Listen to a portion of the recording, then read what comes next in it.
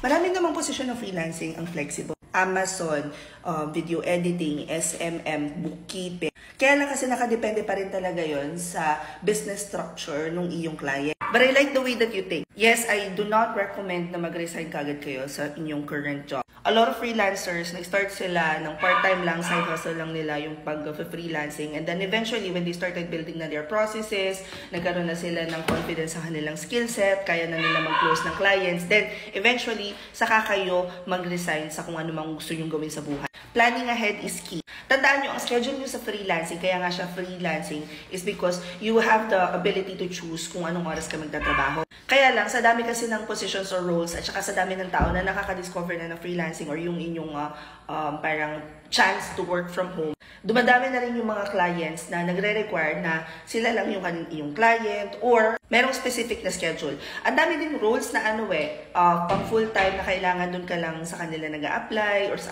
nag-a-apply bobo. Hindi. Doon ka na lang sa kanila mag-work. Pagka ganun, syempre you have to consider if yung position ba at saka yung offer ng client makes it worth it. Hope this helps. Comment any questions you guys have about working from home. Follow for more work from home. Chismis. Bye!